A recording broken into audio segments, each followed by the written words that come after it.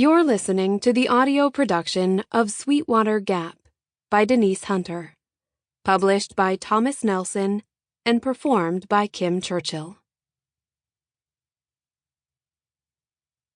1. Josephine Mitchell was up to her wrists in dirt when she heard the whistle. She looked past the ornamental iron railing down to street level, where Cody something shut the door of his '79 Mustang. He approached her veranda, shading his eyes from the sun with his hand. "Hey, apartment 2B. My friend came through." Cody tugged 2 tickets from the back pocket of his khaki shorts. "Louisville versus UK. Josie pulled her hands from under the wisteria's roots and patted the dirt down. Answer's still no. She smiled to soften the rejection, then poured more of the sandy loam around the vine's woody roots. 40-yard line. Biggest game of the year." A shadow puddled in his dimple. "Sorry." He sighed. "When are you going to break down and say yes?" Josie's cell phone pealed and vibrated simultaneously in her pocket. Saved by the bell. She wiped her hands on her jeans and checked the screen. A frown pulled her brows.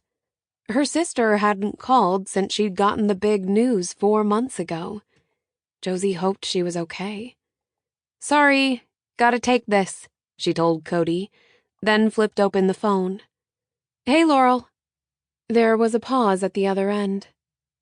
"Josie? It's Nate, your brother-in-law." As if Josie didn't know his name or voice. He'd only dated her sister 4 years before finally proposing. But Nate had never called Josie, and the fact that he was now only reinforced her previous suspicion. "Is everything okay? Laurel and the baby?" "They're fine." Thank God. Laurel and Nate had wanted a baby for so long. They'd been ready to start trying, but then Laurel and Josie's dad had the stroke, and the newlyweds had to move in with him and take care of him and the family orchard. Laurel hadn't had the time or energy for a baby. Josie sat back on her haunches and wiped her hair from her eyes with a semi-clean finger. "I'm calling about the orchard." Nate's tone was short and clipped. "I think it's high time you hauled your city slicker fanny back here to help your sister." She almost thought he was joking. Nate was as easygoing as they came, and she'd never heard him sound so adamant or abrupt. But there was no laughter on the other end of the line. Sample complete. Ready to continue?